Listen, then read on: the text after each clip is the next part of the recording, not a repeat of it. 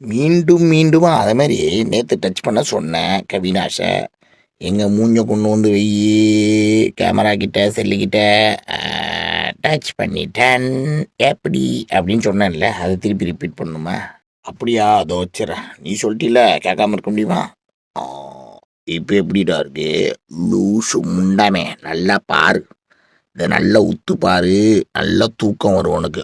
ஓகேவா?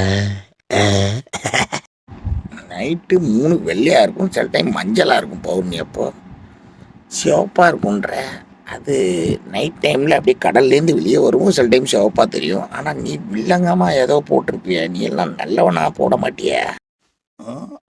இப்படி இருந்தா வாந்தி வராதுடா. அப்படி வச்சா இல்லைன்னா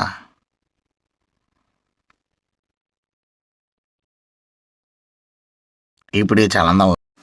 இப்போ இவன் போட்ட கமெண்ட்டில் இவன் எப்படி இருப்பான்னு தெரிஞ்சு போச்சு பாருங்க. டவுசர் போடுற பெயர்களுக்கெல்லாம் நான் ஈக்குவலாக பதில் சொல்லிட்டு இருந்திருக்கேன் இவ்வளோ நாளாக.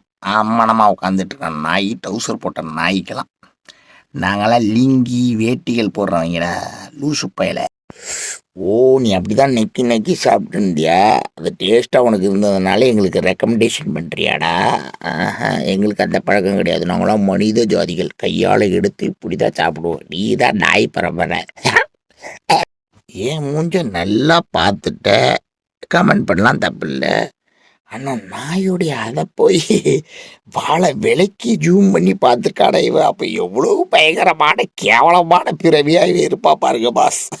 ஏண்டா அப்படி ஆடிட்டு இருக்கும்போது நீ தான் வந்து மாமனுக்கு சாமரை வீசினிய. எல்லாருக்கும் சாமரை வீசிட்டு உட்காந்துக்கிட்டு நல்லா இருக்கேன்னு ஊத்து பார்த்துருந்தியா? முட்டாப்பையில நீயே வீணா போனவன், கூலிக்கு மாரடிக்கிற எருமை மாடு. நடிக்க தெரியாது மட்டும் இல்லைப்பா, அண்ணனுக்கு பொய்யும் சொல்ல தெரியாது. முட்டி போடுறதுன்னா என்ன? சர்ச்சில் போய் இயேசுநாதற்காக முட்டி போட்டு பிரிய பண்ணுறதை பற்றி சொல்கிறேன். நான் தான் பொய் சொல்கிறது இல்லையே. இப்போல்லாம் சர்ச்சுக்கும் போகிறதில்ல நான் வந்து.